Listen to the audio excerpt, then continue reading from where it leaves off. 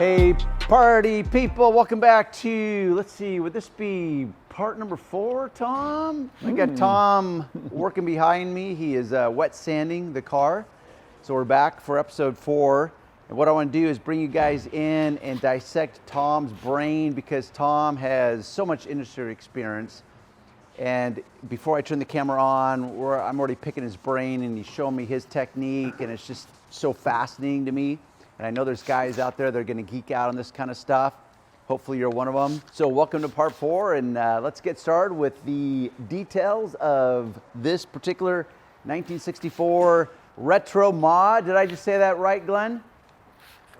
All right, 1964 RestoMod frame-off restoration of this badass Corvette that is going to be even more badass when we're finally completed with it. Hey, you guys out there in viewer land, this is kind of on the fly in a lot of ways. I'm not going to do a high editing job on this. Actually, my daughter, Haley, you do not have to do a aggressive editing job on this because this is real life, people. This is really where the action happens. So Tom, you were just describing something, and you said, because you've got, I would just call that slurry. What do you call that? Slurry. Okay. Schmang, the slurry. unwanted slurry. So what it is, it's a combination of the water and the ClearCoat that you're sanding away before we hit the polishing. So because we have to kind of control the schmang, the slurry, you were saying, for example, you illustrated the fact that we have some vents down there, which would then go into the engine, the ventilation, possibly the frame. This is all areas that we want to protect. So you said that you push it backwards, squeegee back here where it's less temperamental. Yeah. So one of the things that you talked about at the beginning when I first showed up this morning is the way that you just kind of blaze through very quickly the initial cut of the sandpaper. Yep. Would you care to elaborate for my viewing audience what that means and the strategy behind that? So this is a pretty simple cut on this car. Why does that make it simple? Let's just clarify that. We're going to do a 2-stage cut on this one. And in this moment, because just once again, I've got a very diverse audience. There's going to be some complete beginners out there that love to geek out on this, but they still just don't know because they don't have any experience. So we have cutting with sandpaper, but we also have cutting with like a foam wool pad, for example. Mm-hmm. So when you're saying cutting right now, you're referring to sandpaper. Is that correct? Sandpaper. Okay. So 2-stage cut with sandpaper. Okay. The paint job was a very good paint job. Yes. It had some orange peel. I guarantee, you know, let me break in right there. I guarantee, and if people can go back to episode 1 and 2 and whatever, that if I pulled back and I'd say, hey guys, check this out. We just spent 40 hours doing paint correction on this car. I'd be willing to bet most people would believe us because it was still very shiny. I mean, it still looked great from a distance. Yeah. And it was a nice paint job. Yeah. It was. I mean, it was virtually dirt-free. Just a little bit of peel. I didn't see, I mean, when I was looking at it, I didn't really see a bunch of nibs and, you know, dirt nibs and that kind of stuff. Yeah. You did a great job. So now you're talking about, this is a, I don't remember what term you used, but it was the opposite of aggressive. Basic, I don't know, simple. Simple 2-cut. Yeah. So simple 2-cut. So 2-cut in this context, though, means 2 levels of sandpaper, correct? 2 levels. Okay. Yeah, we're going to do 1,500 hard block. Okay. And 2,000 soft block. Okay. And that's it, and then we'll hit it with a wool pad.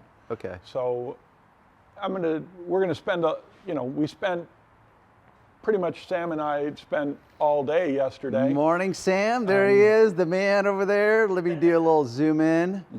Hey, buddy. Good to see you. So we spent all day, so 16 hours on a 1,500 grit cut. Now we're gonna probably spend 4 hours apiece to do a 2,000 grit cut, and the rest of the day will be buffing. Okay. So that's a lot of hours. You Yes. know, that's still a lot of hours. Yeah. So I'm just kind of scanning around as you talk, but talk about that initial, when I first showed up, you said, oh, I'm going to, kind of blaze over the top rather quickly. because of a strategy. Can you Yeah, we took the address that a little bit? the little mountains, you know, if you were The to peaks and valleys, yeah. magnify all of the orange peel.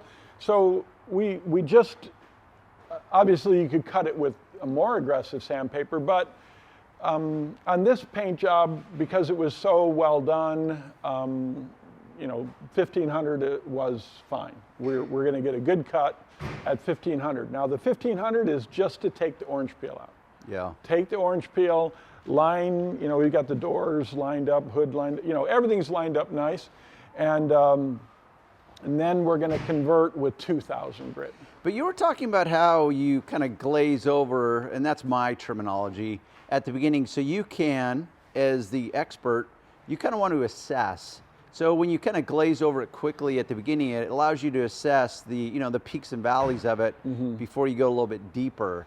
Does that, Yeah, did I articulate that very well? Yeah, perfect. And one of the big things is this is actually a black sand. We are actually straightening out the car. This is the last time, the 1500. Yes. So you go, well, how much can you really straighten out with it? You can make a difference with 1500 and a hard block. Yes, yes. I know you Once can. you go to soft block, you're not doing a whole lot, but converting. As far as straightening out, you're not doing a whole lot. It out. Or by hand. Because you're not there's gonna straighten two anything out by hand. Well, let's just clarify that for a moment, because you have straightening out and then you have converting. Yeah, now, different. those are two different things, correct? Absolutely. So blocking it is where you're talking about you have the ability to do a lot of straightening out. Oh yeah.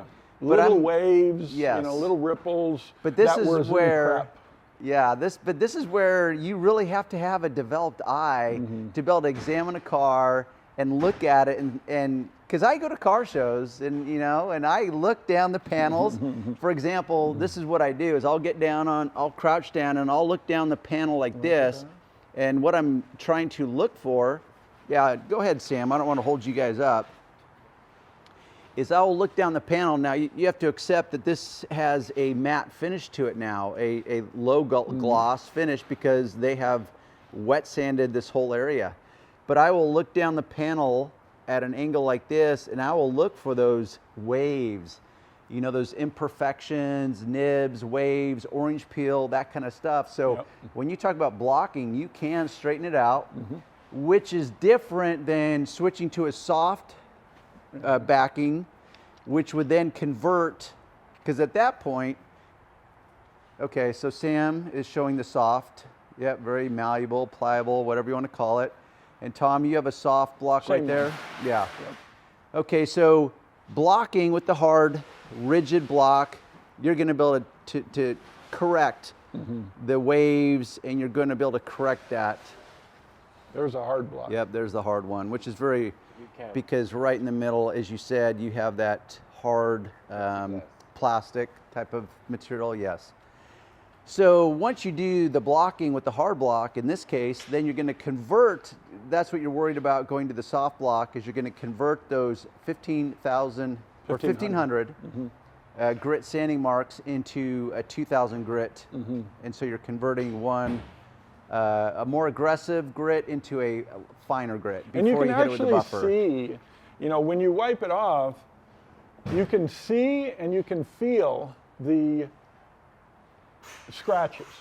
When it starts getting slicker, Yeah. you know that you're getting the better conversion. So I Right. tell everybody that don't stop with the 2000 until it's fully converted to 2000. Don't just skim over it with Yes, 2000 yes. and think you're done. Right. Really work that 2000 in, and I can see 1500 grit scratches. It'd be hard on the camera, but I can Right, see yeah. straight line scratches. Yes. And that's another reason to always block in a straight pattern. No circular motion with a block. You know, I want to be able to see the straight line, whether it's 1000 grit or Right. or even coarser if you use something coarser. If you know, if that's the way the car was painted. There's this, that whole discussion right there about whether you're applying wax or polish or sanding. There's this whole hyped up area of that, which is, oh, never go in a circular pattern. circular scratches are harder to remove. And what I'm really talking about is when people are applying wax, or they're buffing the wax on, buffing it off. They're like, oh, never do it in a circular pattern, because if you ever introduce micro marring or scratches in a circular pattern, you're going to create swirl marks for one, which is just meaning sometimes my brain just wants to shut off, because I don't even know how to dissect it, because every time you throw out some term, everyone can interpret it differently. It's like, oh, swirl marks. Really? Is that what swirl marks are? It's like, well, they could be if your little brain has decided that's what it means.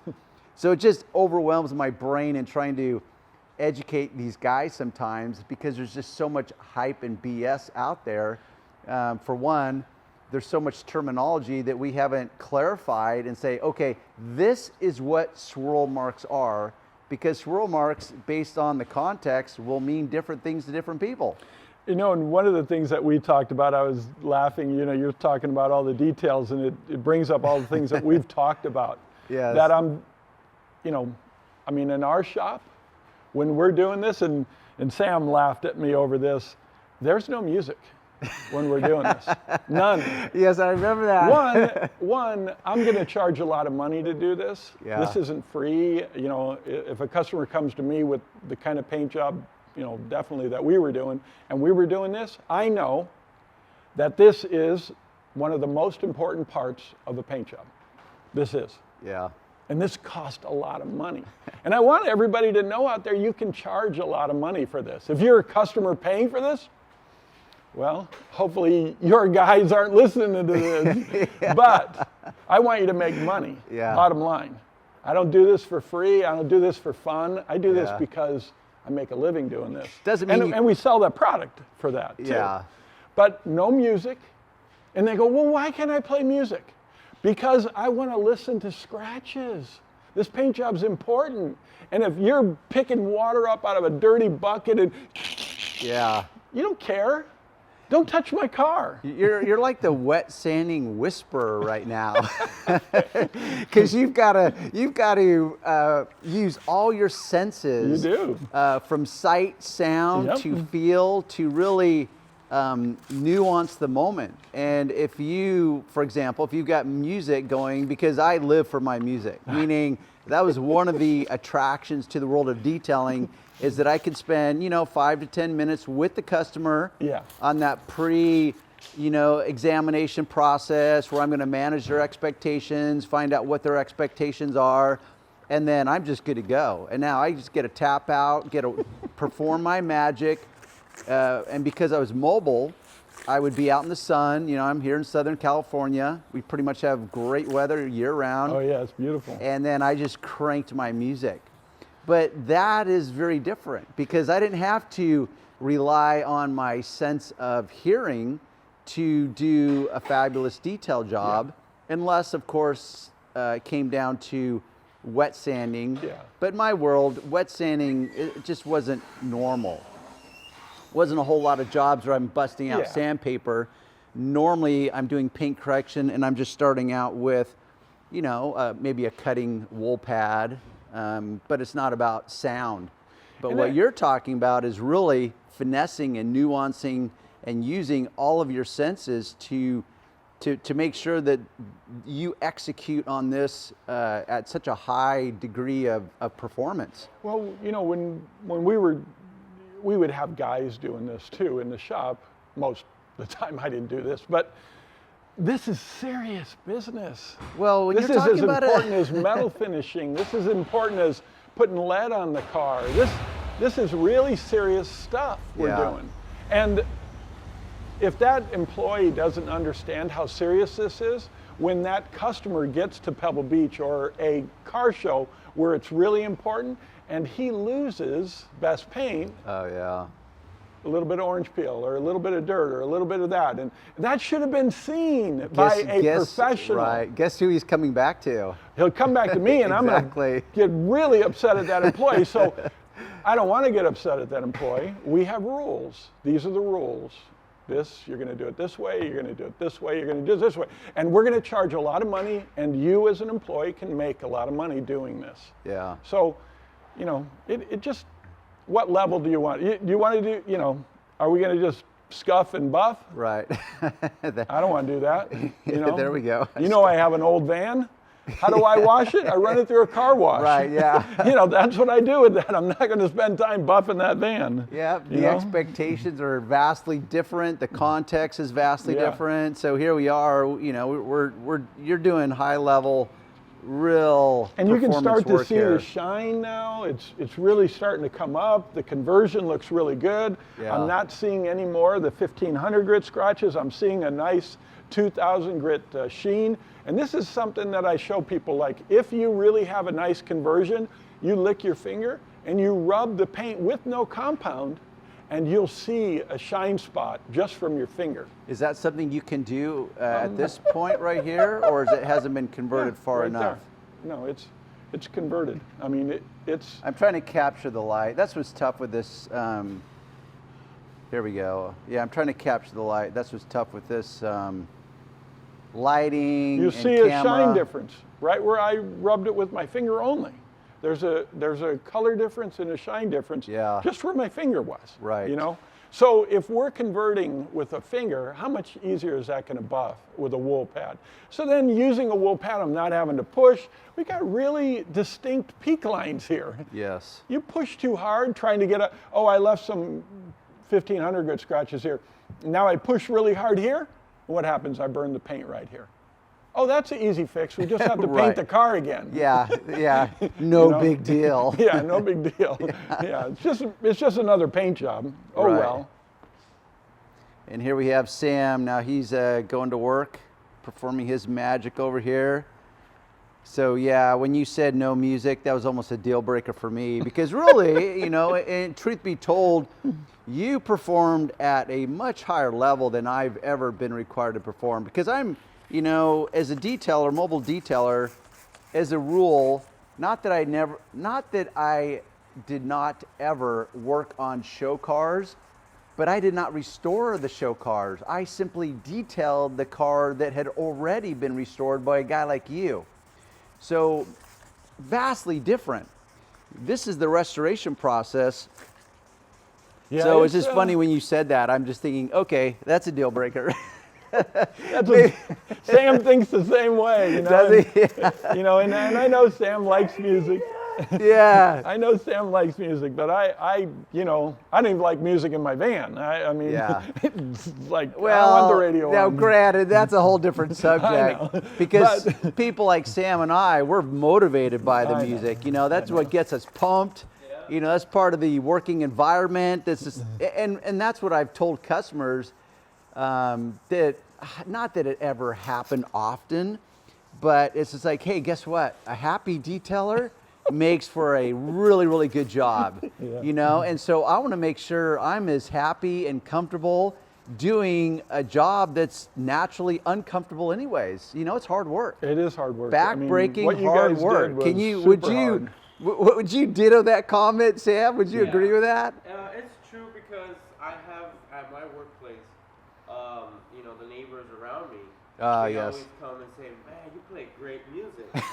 You know, so my tunes are good, that make me feel good to work, but it also entertains my surroundings. Yes, yes. I would say. Your neighbors, yes. Yeah, so, but yeah, music is everything when it comes down to working. But of course, we're doing old school. Yes, yes. Old school. We're doing old school versus new school. Yes, so. yes. And two, this is where you, as a professional, you have to respond to the requirements of the moment. So in this moment, the requirements dictate, like, okay, we need all of our senses fully aware, tuned in to the nuances of the moment. So like you said, that you can hear what's going on. You can feel what's going on. You can see what is going on. And that's all the information that's being fed into your brain that you can process and say, okay, I continue on the course that I'm at, or I need to change course, or I need to finesse this with a lighter pressure, more pressure, because of what you're seeing, what you're feeling, what you're hearing, all those. Even like when you're talking, I know what this is going to look like when we polish all this. Yes. It's going to be so beautiful. Where you see glorious, these yes. really awesome peak lines and no peel in here. Yeah. It'll just look like a piece of jewelry right here. I think the angels will descend from heaven, yes, and they'll bust out in a a glorious harmonic, yes. And the customer won't know why his car looks so good.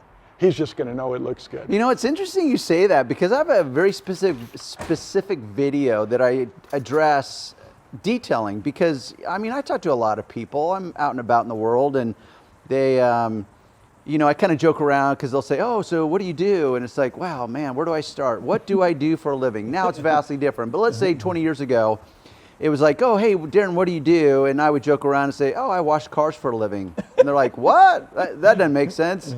You're kidding, right? It's like, well, I'm kind of joking. I detail cars. But one of the videos, or when I'm talking to people, I say, oh, actually what I do is I do auto detailing.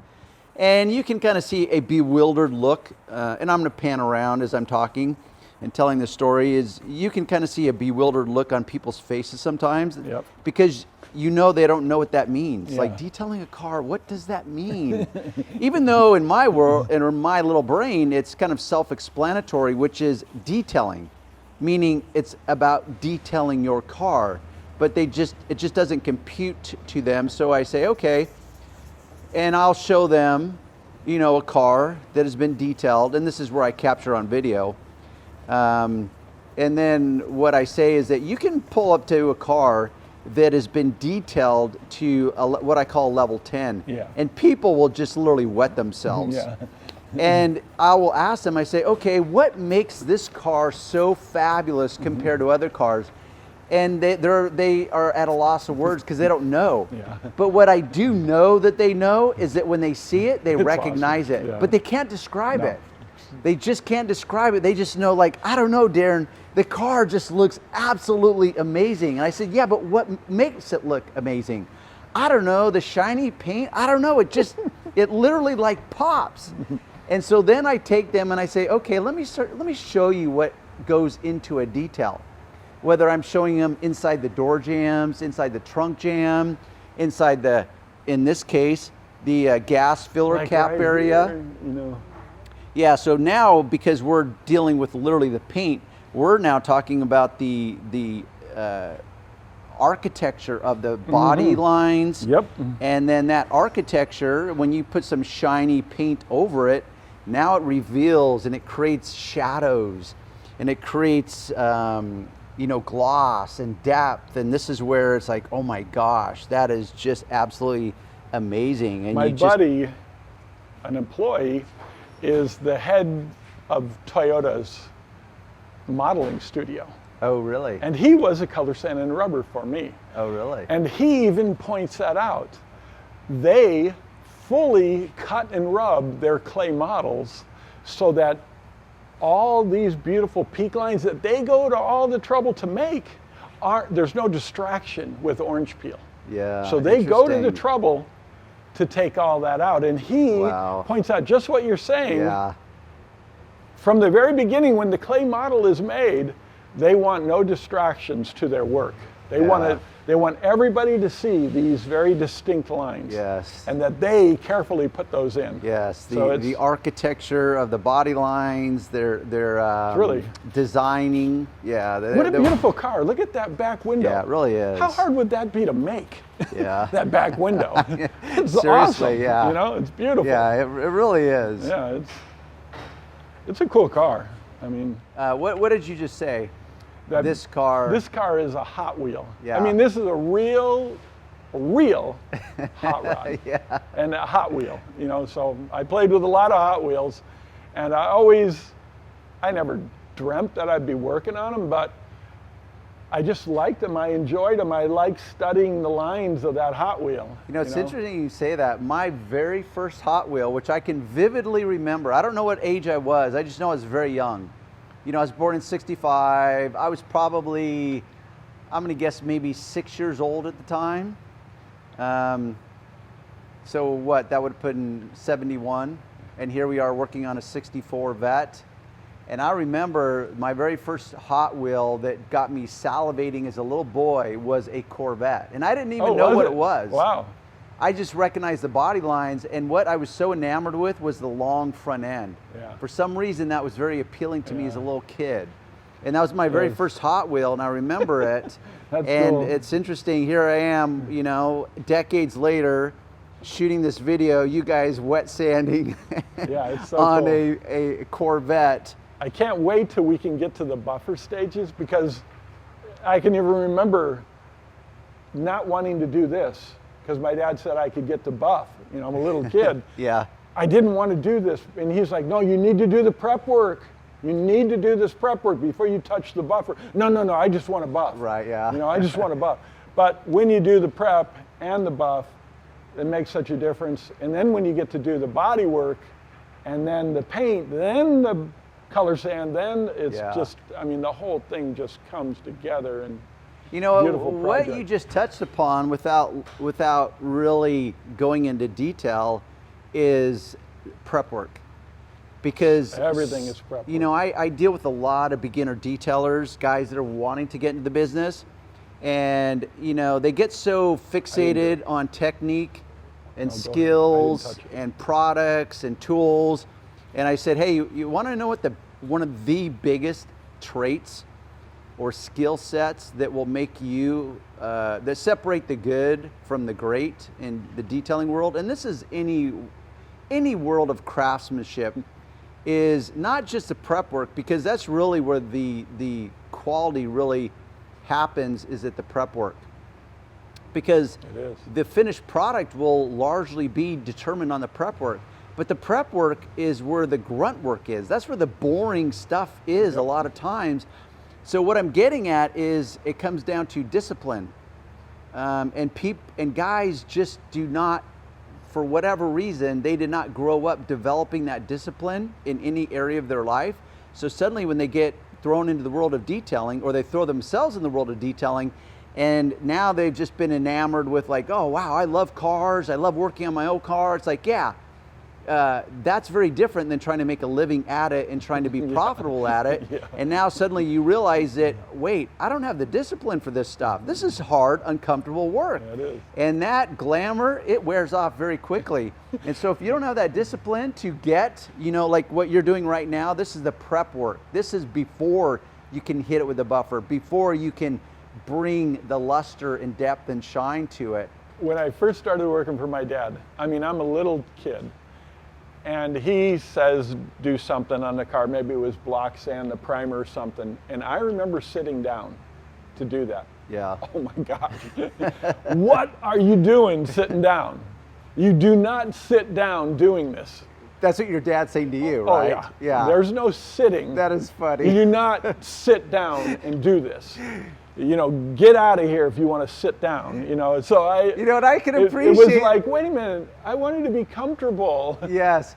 You know, this isn't the work. That is funny that you bring that up, because that's one of the tests. When I'm training new guys, that's one of the tests. So, for example, in the world of detailing, when you're on the outside and you're going through that initial cleaning process before you can get to, you know, quote unquote, the fun stuff, is those things called, you've got them covered up, but the wheels and tires.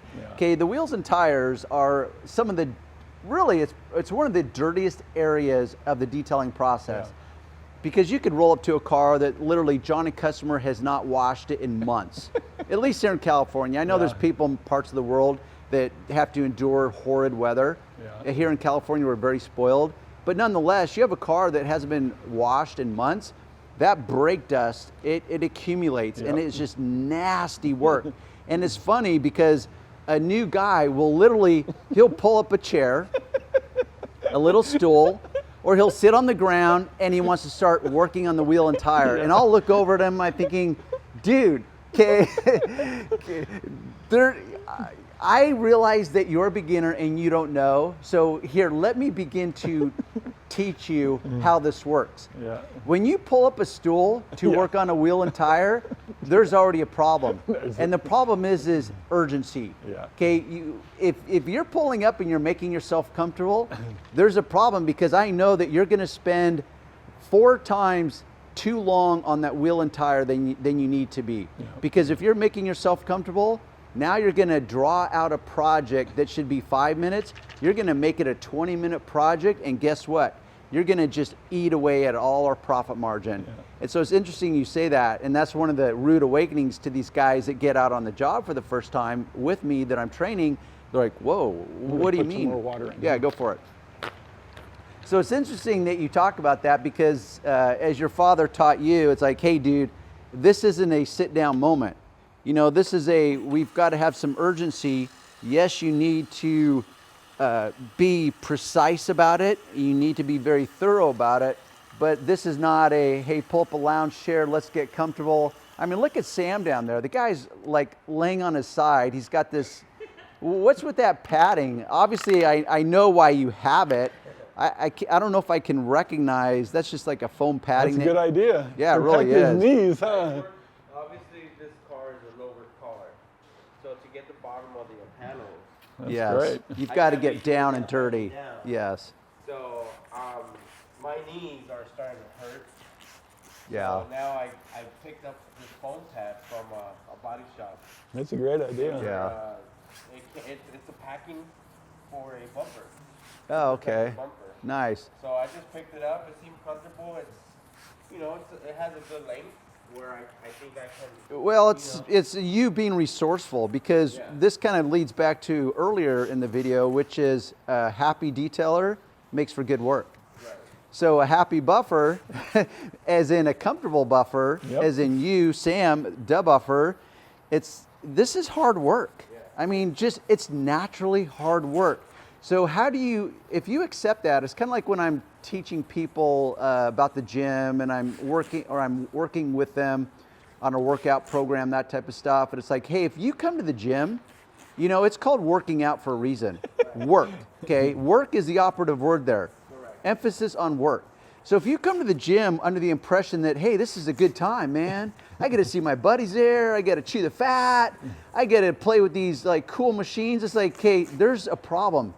Because you have to accept that the underlying context is this is going to be work. You are going to be uncomfortable. So if you do not accept that going into it, you are not going to be able to sustain this. So therefore, first off, you have to accept that. Secondly, how do you counter that? Meaning, like you, Sam, in this moment, you accept that, okay, in a perfect world, it'd be great. We could put this up on a lift, and we could raise this in the air, and we could work on the lower rocker panels, and it would be more comfortable because you could wet sand it and buff it standing up in an upright position. But we don't have that ability in this moment. So now it's like, okay, if I accept that this is hard work, and now it's going to be harder because now you're having to crouch down or get down to the lower sections. So what you've done is you've just been resourceful. It's like, hey, I don't have to torture myself. Correct. You know, it's already going to be hard enough. So let's throw some padding down there. So when I came around the corner and I saw you laying down on your side, it's like, oh, first off, I already knew what you were doing. Secondly, it's like, okay, you know, Sam's playing it smart. He's making himself as comfortable as possible. Your working conditions as comfortable as possible, knowing that it's already hard work anyways. So that's what you're doing. You're getting the lower rocker panels. Yes. Very good. Okay, so there's so many things to this world that unless you've lived it, you know, and all you've done is watch videos about it, it just doesn't translate into video. And that's why I'm being so wordy about it, is I'm trying to take a real, wow, I'm stumbling over my words, a real world experience that cannot be translated just in the form of a video. Because unless, like right now, it's probably, I don't know, let's say it's 58 degrees in here, which I'm freezing my little ass off, and you guys are working in short sleeves, and I've got like 3 layers on because I'm behind the camera and I'm not having to work and move. So that kind of stuff just doesn't translate on video. Right. You know, and you just don't know. So you're down there on your, laying literally on your side so you can wet sand that rear rocker panel. Yeah, just so I can get a view of what's going on. Yeah. Or where I live. So again, we have to utilize, tools, out of our own imagination. Yes. Just to get the job done right, and also, make it to perfection. I mean, this is a very expensive build. So what we're trying to do here is work as comfortable, safe, and best of all, quality. Yes, yes, well put. Thank you, Sam. Okay, we're working around slowly, quickly. That's all relative, but I'm now want to capture something for you guys. Tom is working on how would you? Scallops. Thank you. You literally read my mind. So the scallops of this Corvette, which is intricacies. Oh yeah. So is that a soft block or hard block? This is soft block now. I've already hard blocked the flat areas here and around, just to make sure that the orange peel is consistent and that there's no dirt, and there's not. So now we're going to soft block everything inside of here, and then it's going to be a lot of hand sanding before we ever hit it with the buffer, because the buffing part of this is actually the easiest part. Oh yeah, let me. Oh wow. Now, we have these in Milwaukee too, but Sam's got a Snap-on. Okay, yeah. And Sam knew we were talking about this. Oh, let me get what I use. Yes. This is a cool tool. This is great. So now we can get inside all those nooks and crannies, and we can go really slow because we already did all the hard work, all the color sanding Remember work. 30 years ago, which you can go back further than even I can. By Remember hand. 30 years ago before we had these cool little tools? Yeah, it makes this job so easy compared to what it was. And we never got any money before. Let me clarify that. It makes it easier. Yeah, easier. Yeah. Because it's still hard ass work. Well, especially, you see a video like this, and then the customers are freaking out who are going to spend this kind of money. And they're like, wait a minute, you said that was easy. Yeah, but I still charge a lot of money. It's easy, but I'm still going to charge you a lot of money. Well, that's why I like to clarify because I have this conversation with some customers also based on what they come out and observe. Because I could be working in their driveway, I could be working at their business, and they'll just kind of wander out, randomly, and they'll happen in on a certain part of the process, and they'll be like, oh, wow. They'll either say something like, oh, wow, that looks really hard, and I'll say, no, this is actually pretty easy. And it's like, well, wait, easy. In their head, there's like, oh, if it's so easy, why are you charging me so much? Yeah, exactly. Well, it's easier, okay? It's all relative. It doesn't mean it's actually easy, because easy would be kicking back at the beach, laying in the sun. That's right. That would be easy. That'd be easy. That ain't what's going on here. So it's just easier. Yeah, that's right. So this, you're working around some intricate body panels. Got to be careful because these are really sharp peak lines here. Yeah. So I always leave the peak line, get it as tight as possible around that peak line, but leave it shiny. That way I know I didn't touch it. Right. So that if I accidentally hit it with the buffer a little bit too hard, I don't go through. Because these are pointed. You and I haven't really we haven't really spent much time comparing notes on technique, but that's literally what I do when I'm wet sanding, because most of my world of wet sanding and polishing is on what's called OE paint, original equipment paint. Yeah. And the ClearCoat is much thinner. Oh yeah. You don't have the ability of going back to the factory and saying, hey, I'm gonna wet sand this car and remove all the orange peel that you guys left behind. Can you make sure you apply like 4 extra layers of ClearCoat so I've got plenty of material to work with? That ain't reality. No. So I know I'm working with very thin layers of ClearCoat, so it gets really dicey. So I leave those peak lines. I don't touch them with the sandpaper. I mean, There's no real sand. point to do it, to touch them. If the car is super orange peely, just take it right to the point. Yes, exactly. Take right it to the very point. Leave the peel right on the edge, but take it really pointed out there. This car's not orange peely, so that's still, quite the word, by the way. You can see where I didn't sand. It's like a 1/16 of an inch right on that edge right there. So the peak line looks nice and shiny. This is dull here, and this is dull here. Yeah. And that'll be perfect. There'll be plenty of material for me to buff on. Yeah. So I just wanted to point that out because you and I really haven't compared notes on technique. And once again, my skill set is, not only is my skill set limited compared to, relative to your skill set, but the types of jobs that you and I come from, the arena, mine is more the world of the OE, car owner, perhaps car enthusiast, that type of stuff. But Sure. yours is the high level, hundreds of thousands of dollars car restoration jobs. Very different. Anyhow, I wanted to just really capture fun. that moment. So it is a fun trade. It's Sam's thinking about my old knees. Yes, I know. Sam goes, Sam, you're all like, oh yeah, my knees are starting to hurt. And I'm thinking, your knees? My whole body hurts. Despite appearances, my whole body is tore up from 30 plus years of detailing. Not only that, but now I just gave him another few more hours extra so he could work, so he won't be tired. Oh, see, there's the real agenda. Sam wants to make sure you don't tap out early and leave it all to him. Yep. See, yeah, Sam's no dummy. He's thinking ahead. Very good.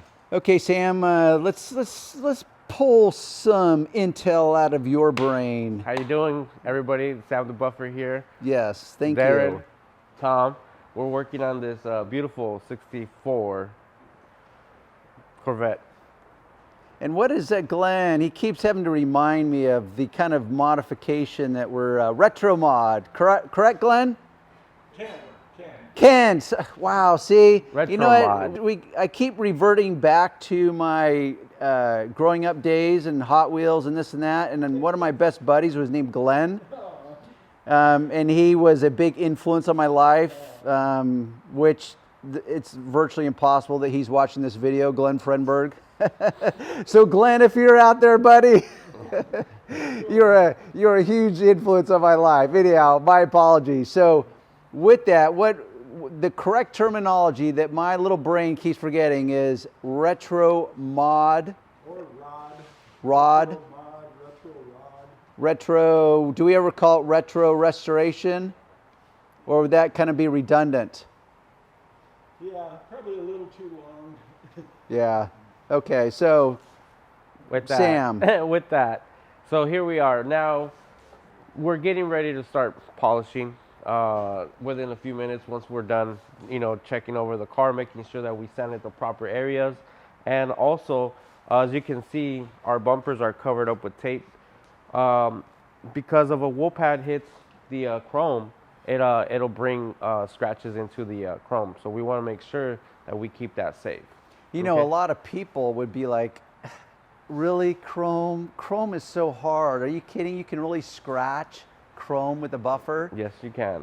If it's the right chrome, if you have nice chrome, if you have what often we call in the industry show chrome, that really is, because like everything else in life, it's not all created equal. Correct. So you can have like really crappy ass chrome work or chrome that's just been degraded and hasn't been maintained.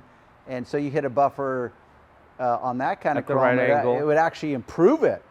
But Yeah. you hit a buffer on some high quality chrome and now we can put some scratches in yeah, it. unwanted. So you take, once again, you're practicing safe polishing. Correct. So what we did here was we taped it so we can protect it. Yeah. And also, as you can see, the wheels are covered as well. Yeah, wheels and the wheels are tires. covered. I will remove it just to show you that these wheels have a lot of grits in between. There's a lot of not pun actually not intended in this moment, but those wheels are very detailed, intricate wheels. Correct. So yes, and that's part of the remaining profitable efficiency. So you've got being effective, the results that you can produce, but then you have the process in which you do that, which has to do with efficiencies. So in this moment, the efficiency is that if you don't make a mess, then you don't have to clean up the mess. Correct. So that's where the covers come in, Yes. is you put the covers on, therefore you're not making a mess that you will then have to clean up. So once again, you're applying some good wisdom based on experience, because probably back in the Wayback Machine, there was a time where you started polishing because you were maybe overly excited or whatever, and now next thing you know, you just slung a bunch of polish into this intricate area of a wheel or other area of the car that was unwanted. Correct, and you don't want to, you know, it saves a little bit of time. Yeah. Now we can pull along here, and also what we did was we covered the engine bay yesterday. Yes, that's you guys right. saw you talked about that. That the engine bay was going to get dirty. You know, obviously it's a big block motor, so this will help you get less dirt, Manage your, dust, yes. water sanding marks, you know, water sanding trails, as you can see along the edge. So this will not go into the engine bay. So this is a perfect example of why we do this. Now it only takes a few minutes to set this up. So, but see, this is where discipline comes in. You know, a lot of guys want to just, it's almost like they want to go into denial mode. They know darn well that they're going to have to clean that up, but they're like, I don't, it's like this back part of your brain, the reptilian part of your brain just goes into operating mode where it's like, no, I don't want to cover up that engine bay. I just want to get to the polishing job. But then after they're all done, they open up that hood and they're like, oh, damn it. Shoulda, woulda, coulda. Yeah, shoulda, woulda, coulda. Perfectly put. Thank you. So as you can see, we also did the glass. You know, even though they removed the trim off of it, the molding. Yeah. We also covered it just in case the glass is not properly on there right. You know, the glue, the adhesive, anything that helps from dust going into the vehicle. Yeah. Okay. Other than that, we have almost a wrap here with all the safety. And again, it just takes a few minutes to set those wheel covers on, the tape, and the engine bay to be covered. And this is all part of, you know, professionalism, being an expert, you know, having that discipline, looking ahead and mitigating risk, you know, avoiding having to clean up a big fat mess that you made because you just got sloppy in the moment or lazy and you didn't have the discipline to do it right. So this is really, I don't care what area of craftsmanship we're talking about, whether it's you know, mechanic work over there or paint and body work, and then more precisely wet sanding and polishing here. This is where craftsmanship really comes in. Do you have that discipline, that patience? And to me, that's what detailing is largely about, is, you know, guys, once again, like I said, they get fixated on learning all these, you know, skill sets that the industry says that you have to learn, which you do. Yeah. But I don't see anyone out there preaching like, wait a minute, guys, there's this thing called discipline. There's this thing called patience. And there is, and if you ain't got it, yeah, there is discipline and there is patience, because obviously you gotta love what you do. Yeah. So I wake up in the morning and say, damn, I don't want to go to work. You know, me is like, hey, I want to see this car finished. Yeah. I want to see what it's gonna look like when it's done. Right. You know, so by that being said, this is what motivates me. You know, this is my motivation. You know, coming into work, getting on this car, and seeing what the final step is gonna be. You know? And your results, because I've seen enough of your work now, and your results prove that. You know, because once again, I've seen a lot of detailers, and I've seen a lot of bad auto body paint, you know, paint work, finish work, you know, just when you have enough experience like you can look at a paint job that's a repaint, we'll call it a repaint. You can look at a repaint, and, you know, if it's bad enough, you can see that from 50 feet away. Oh yeah, I can. You know, you can walk up and you can start walking up on it. You're like, oh my gosh, what is this, an Earl Scheib, which doesn't even exist anymore. Like, as far as you guys know, does Earl Scheib paint and body even exist anymore? Yeah, they still do. Do they really? They still do. I mean, and again, and it all depends on, you know, people's budget. You know, it's something like a daily driver car. They're not gonna go ahead and spend, you know, the amount of money to put into their daily, you know, hoopty, as we call it, you know. So that's obviously, good. You know, we're looking at a custom car, you know, frame off restoration, you know, a RestoMod. Yeah. And yeah, it's all relative. How many of us could afford this kind of restoration project? Very few of us. Right. B, how many of our worlds would it be appropriate to even do this? So Correct. that's two big parts of the equation. So yeah, Earl Scheib, that type of paint and body work serves its purpose. Obviously it does, or they wouldn't exist. Correct. Because I just grew up, you know, I'm pretty sure I'm older than you, Sam. So I grew up, and that was, you know, one of the body shops that we were well accustomed to, which was just kind of notorious for like just, you know, marginal at best paint and body. Correct. But you can see it from a mile away. Yeah, you can see it from a mile away. And again, I've been in the industry for over 25 years plus. I grew up in a body shop. That's a pretty long time. You know, so my dad always worked at body shops, so we followed along.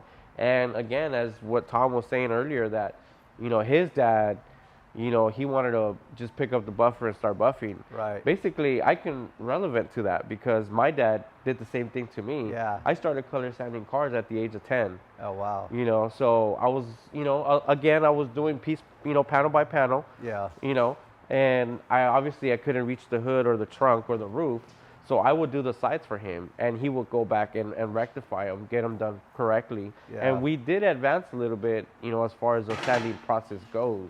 Yeah. And as time went by, you know, I asked my dad, I said, hey, you think I'm ready to pick up a buffer? And at this point, I'm at 12 already.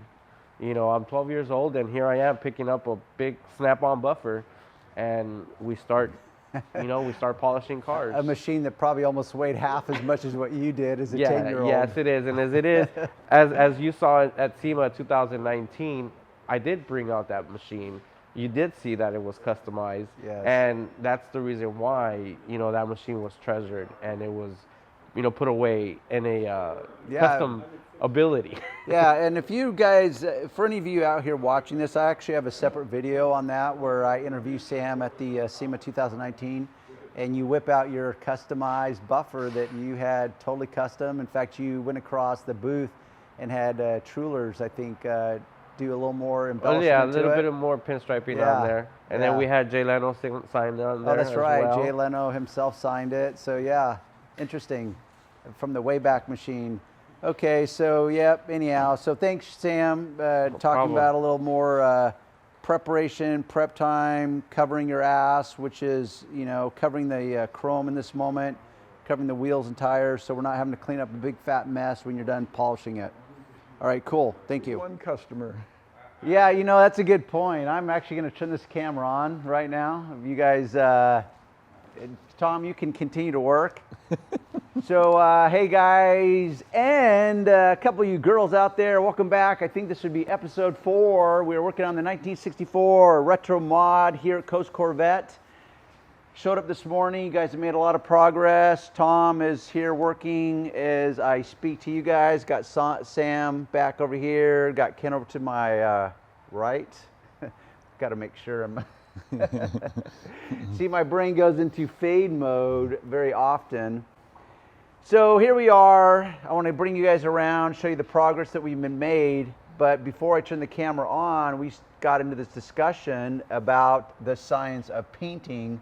And really, that's where I thought, wait a minute, Tom, we need to back up, because I think this is going to be good information that a lot of the audience is going to want to hear about. And I think we're going to get a lot of debate because there's going to be endless, you know, experts out there. Anyhow, so you continue to work. I'm going to pull the camera around so we can kind of see the work in progress.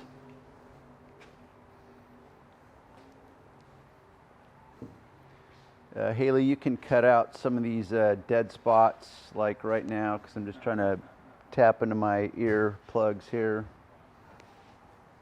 Switch the thing around. So here we are. This front end has been sanded. It's looking flat or a matte finish. And then I'll come down here because we have this panel that is now... Tom, what stage are we at this panel? Would this say... Wool pad only right now. So we went 1500, 2000 wool pad, ceramics, and we haven't hit it with the foam pad. It looks really nice. Okay, and if you guys don't know, just because the audience is so big, ceramics is your actual polish. Yeah. Are you pulling? Okay. I didn't know what you're reaching down to pull out. I suddenly got startled. Okay, so there's the ceramics. Just had to verify, Tom. So we got plenty of gloss going on, plenty of shine, you use ceramics, the wool pad. So what do you have left? I noticed you've got a spot over here that you have. Yeah, we had a little bit of peel right there, so okay. Went back over it and just touching up the whole car and just tightening it all up just to make sure it looks really consistent. It's, you know, these are really tight detail lines, especially around here. So we went around and, you know, did all that last night, and it's looking really good. I mean, the gloss really line on the peak line looks great. Yeah, in fact, I'm going to zoom in, see if I can capture that.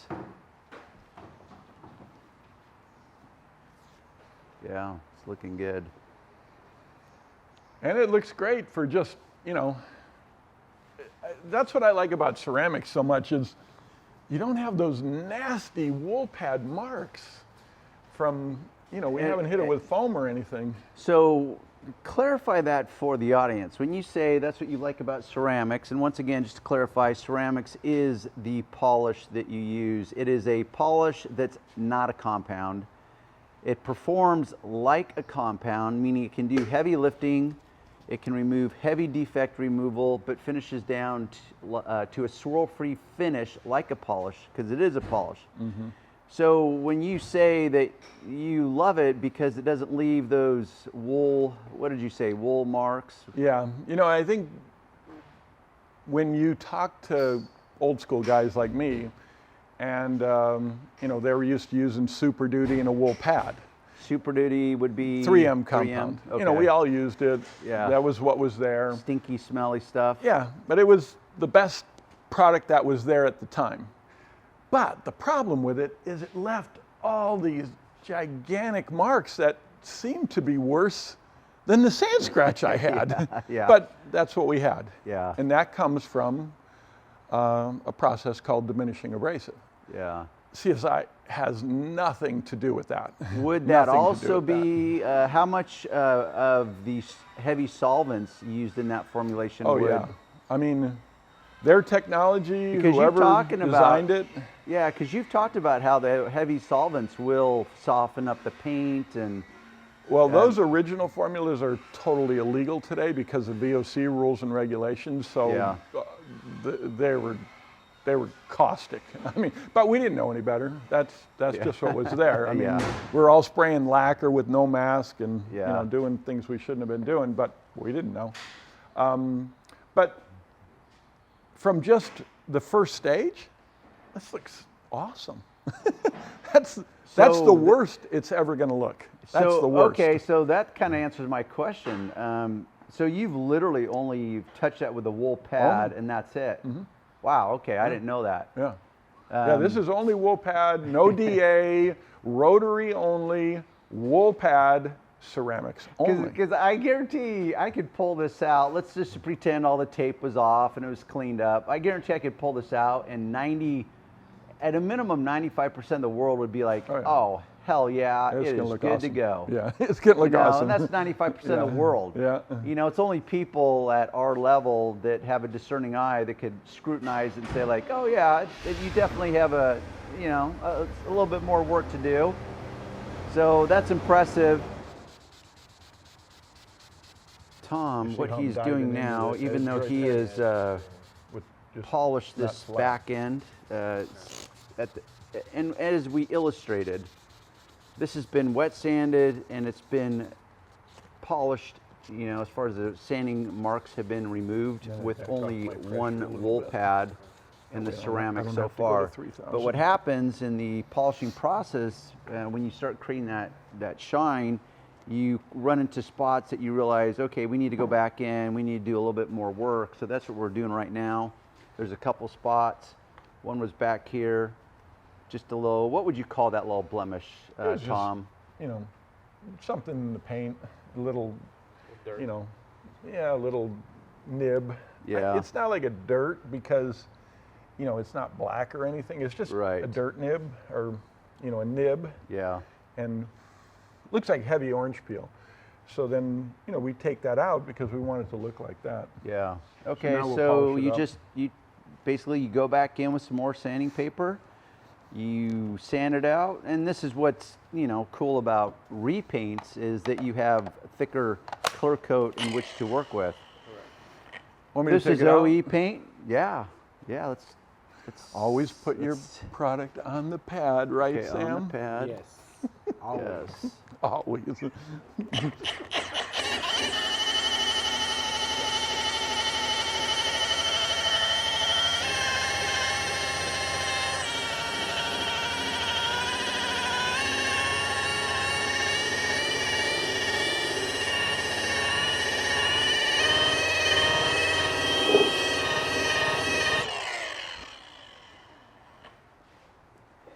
And we have shine. Of course, we have residue of the polish that Tom will need to wipe off so we can examine the newly enhanced area to try to get rid of this one little single blemish. And literally this was one single, the size of, man, like if you took a ballpoint pen and you created a little dimple in the paint, we're talking something the size of that. But this is a level of work that they're working towards on this particular car. Now, granted, we're talking about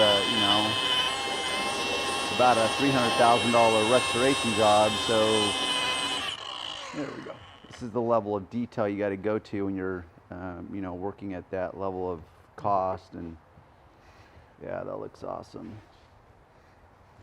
And once again, like the depth of that shine, and I'm looking at the LCD screen of this camera, and it really just does not do it justice, which is such a bummer.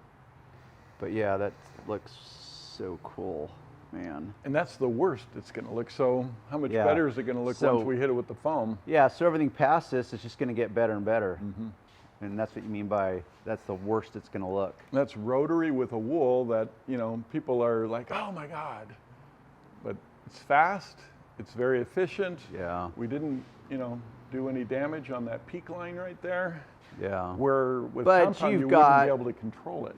you know? Yeah, and those are the factors. You've got the compounds, you've got the pad, you've got the machine, you've got the speed, the pressure, the duration. Those are a lot of moving parts. So in my world, in the world of auto detailing, we just default to a dual action because the learning curve is just so much simpler. Yeah. And guys, it's just such a different mentality between the auto body and restoration versus auto detailing world. You know, we'll sit here and work on a panel for hours and hours because we're limited to the power of a dual action, and it's just not the same. Yeah. It's not. I mean, I understand it, but that's what's interesting is, guys will debate endlessly. It's like, oh, I would never use a rotary. You're just going to burn edges. You're going to burn the paint. You're going to leave swirl marks, blah, blah, blah, blah, blah. It's like, yeah, okay, but you can cut to the chase, do the real heavy lifting. And you look at Sam's been working hard on this. I've been working hard on this. We've got, as of this morning, we have 32 hours in this car right now. Yeah. Nobody's going to do it any faster than us. Nobody's going to race me and beat us. Because to do what we did, you can't. So I always bid 40 hours for just a cut and rub, no door jams, 40 Yeah. hours. People go, 40 hours? I said, well, does that sound like a lot of money? Charge less per hour. Because it's still going to take you 40 Yeah. hours. If you want it Now, done right. Yeah. Yeah. You're not going to do this for less than 40 hours. Yeah. It's just 40 hours worth of work. Oh my gosh, 40 hours. Well, if you don't like $4,000 for a color sand and rub, charge $400 Yeah. and make $10 an hour. Right, yeah. How does that work for you? It's still going to take you 40 hours. It's still going to, and I think by learning process and teaching process, we accept those numbers. Then we're able to build those numbers. Because I can tell you, I was never a businessman when I started this trade. I would become a businessman because Yeah, you learned. I wanted to make money. Yeah, but that P&L I really statement. love doing this so much that I would do it for free. And I did it for free for many, many years. why am I not making any money? And my dad's like, are you crazy? What are you doing that for? Just paint Toyotas or something. Yeah. You know?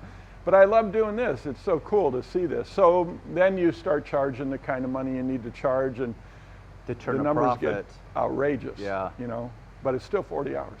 Yeah. And you know, Sam and I get to talk about that, and you know, and Sam does an awesome job at, you know, color sanding, rubbing. One, because he's here on time, he works hard, he works late, you know, this is a hard job. This is a really hard job. So Yeah. the results look good because of Sam's handiwork and hard work on this car. Yeah, it's cool. definitely not for everyone. No. You know, and that's what I've learned in training so many guys, is that very few guys are going to last. They just do not understand how hard the work is. Yeah, it's hard. So you've got to be wired pretty uniquely to really embrace this and last in it, which obviously I was. Obviously you, Tom, and Sam yourself. You know, it's and that's like any industry, any career people choose. You'll notice that there is a theme, whether it's in sales or, you know, a techie guy that sits in a cubicle and does coding all day long on his computer.